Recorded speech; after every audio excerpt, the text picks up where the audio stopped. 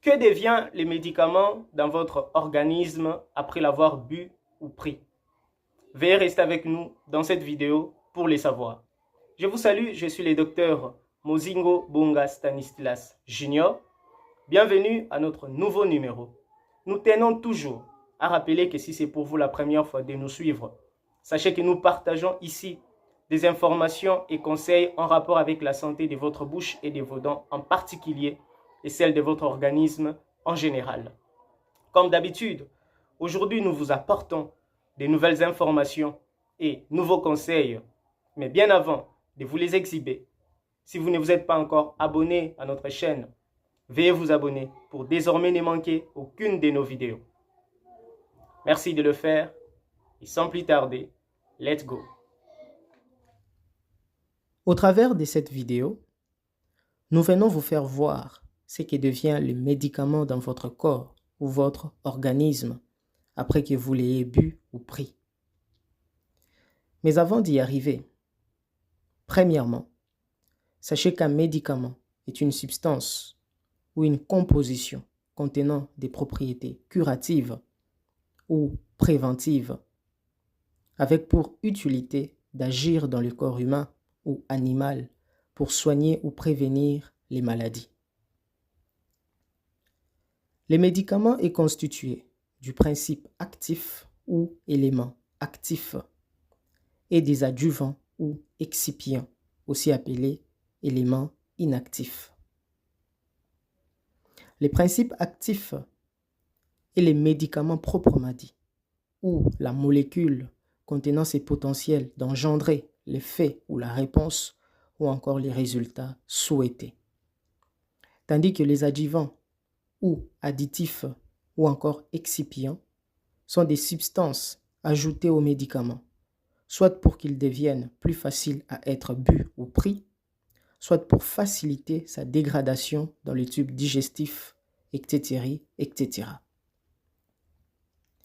Deuxièmement, pour qu'un médicament puisse agir ou produire un effet dans l'organisme humain ou dans un animal, il doit passer par une voie d'administration. Parmi les voies d'administration des médicaments, il y a la voie générale ou systémique. Ici, nous trouvons la voie intraveineuse, la voie intra-artérielle, la voie sous-cutanée, la voie intramusculaire, la voie nasale, la voie sublinguale, la voie orale ou péros, la voie rectale. Et il y a la voie locale ou in situ. Nous trouvons ici la voie cutanée ou transdermique, etc., etc.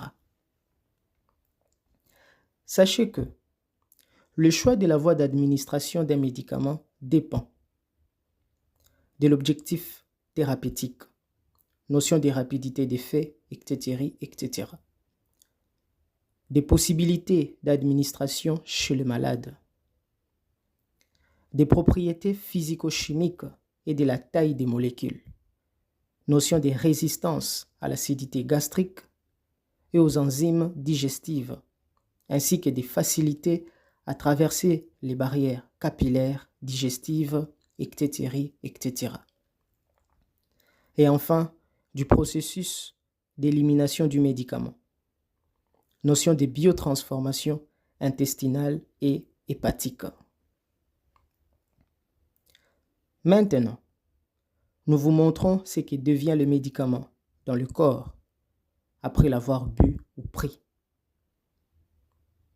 Retenez ceci.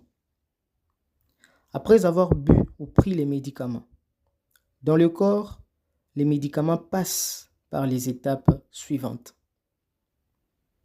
L'absorption du principe actif du médicament, son métabolisme, sa distribution dans l'organisme et enfin son élimination.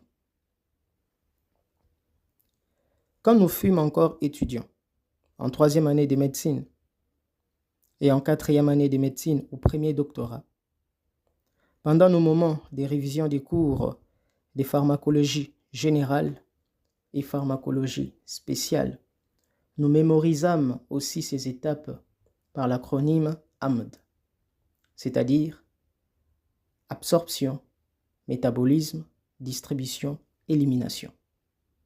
Mais d'autres utilisent ADEM, qui veut dire absorption, distribution, métabolisme, élimination. Voyons à présent ces étapes un peu plus en profondeur. Première étape, l'absorption du principe actif. C'est l'étape où les médicaments passent de son site d'administration vers le sang ou la circulation sanguine générale. Nous allons vous expliquer cette étape via quelques voies d'administration des médicaments. Par voie intraveineuse. La voie intraveineuse, ou IV en sigle, est la voie d'administration des références pour l'absorption par le fait que le principe actif du médicament atteint directement la circulation sanguine générale. Le principe actif est complètement et rapidement absorbé dans la circulation sanguine générale, ce qui fait aussi que les résultats attendus ou souhaités soient acquis de manière rapide. Par voie sous-cutanée et par voie intramusculaire ou IM. Ici, pour que le principe actif du médicament entre dans la circulation sanguine générale, il passe par la barrière capillaire. Les capillaires sont des minuscules vaisseaux qui se trouvent dans le corps et dont les parois sont extrêmement fines et forment un pont entre les artères, c'est-à-dire vaisseaux transportant le sang du cœur vers les autres parties du corps, et les veines, c'est-à-dire vaisseaux prenant le sang des autres parties du corps et les renvoyant vers les cœurs. Donc, une fois que les médicaments est administrés en sous-cutané ou en intramusculaire, ils traversent les barrières capillaires et par après entrent dans la circulation sanguine générale. Ici, l'absorption du principe actif du médicament s'est fait aussi en fonction des propriétés physico-chimiques du médicament, c'est-à-dire la taille des molécules ou la notion des facilités à traverser la barrière capillaire. Par voie orale ou péros. Ici, retenez qu'en buvant le médicament, il y a un contact de courte durée entre le médicament et la muqueuse buccale. Malgré cette courte durée, ou en dépit de cette courte durée, la muqueuse buccale, par son épithélium qui est richement vascularisé, arrive à absorber une quantité minime du médicament. Celle-ci passe par la paroi capillaire et rejoint la circulation sanguine générale. Mais la grande quantité du médicament est bue et passe par le pharynx, puis par l'œsophage, après par l'estomac, ensuite par l'intestin grêle. L'intestin grêle a la plus grande surface d'absorption du tube digestif pour les médicaments. Et ses membranes sont plus perméables que celles de l'estomac. C'est ainsi que la plupart des médicaments par voie orale ou péros sont essentiellement absorbés au niveau de l'intestin grêle.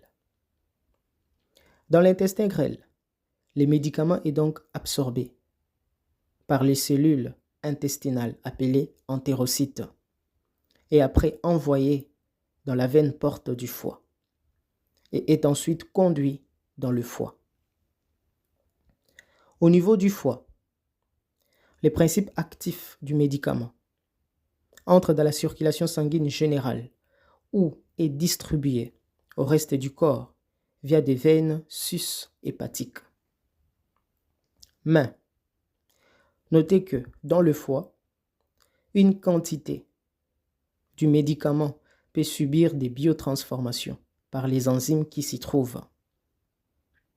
La biotransformation est un processus de métabolisme du médicament consistant à transformer les médicaments en métabolites plus hydrosolubles, c'est-à-dire plus faciles à être éliminés par le rein. Si, à ces niveaux du foie, une grande quantité du médicament subit la biotransformation, il y aura donc une faible quantité du principe actif du médicament qui sera envoyé dans la circulation sanguine générale. Mais, si une petite quantité seulement du médicament subit cette biotransformation, là, il y aura une grande quantité du principe actif du médicament qui sera déversé dans la circulation sanguine générale. Par voie sublinguale et voie nasale. Par ces voies, les médicaments passent par la paroi capillaire et après va directement dans la circulation sanguine générale. La paroi capillaire, nous l'avons expliqué lorsque nous avons parlé des voies sous-cutanées et intramusculaires. Deuxième étape, le métabolisme. L'étape du métabolisme est l'étape où le médicament est transformé en métabolites plus hydrosolubles, c'est-à-dire plus facile à être éliminé par le rein. Et ce métabolisme s'est fait essentiellement au niveau du foie. Nous venons de le dire à peine. Troisième étape, la distribution. La distribution est la répartition du principe actif du médicament dans l'organisme. Elle comporte deux phases.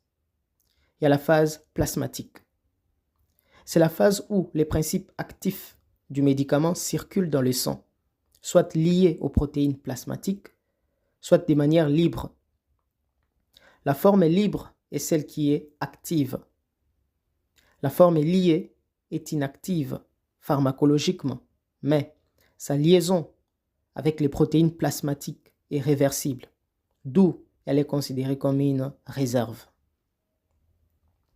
Il y a la phase tissulaire. Ici, les principes actifs du médicament quittent le sang, se fixent ou passent au niveau de ses récepteurs de prédilection et va agir au site où il est attendu, c'est-à-dire tissus, organes, etc., etc.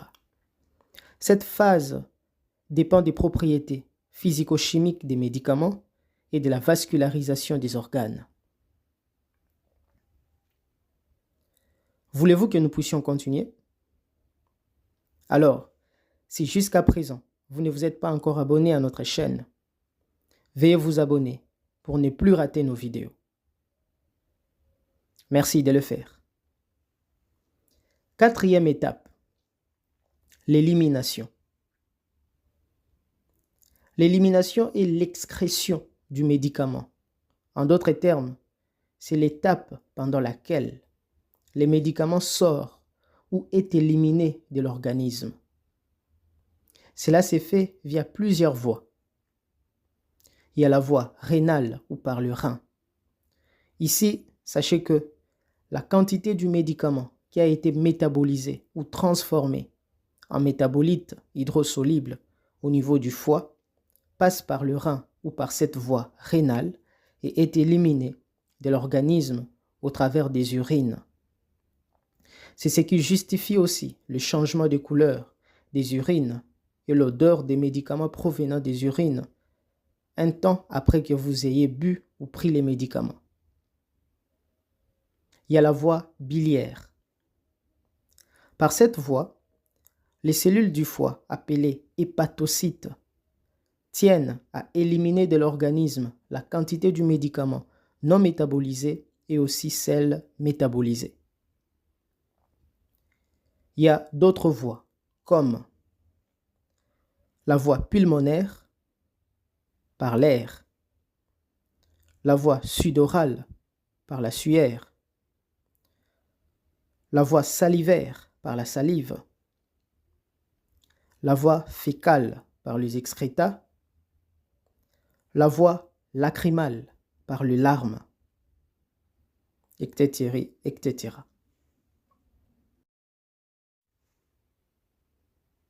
Merci pour votre attention. Si jusqu'ici, vous ne vous êtes pas toujours abonné à notre chaîne, veuillez vous abonner. Cela vous permettra de ne pas manquer nos prochaines vidéos. Et merci aussi d'aimer, commenter et partager nos vidéos avec vos proches et connaissances pour que ces informations leur parviennent aussi. À nous revoir à la prochaine vidéo si le Seigneur Jésus-Christ, le Dieu véritable, nous les permet. D'ici là, portez-vous bien.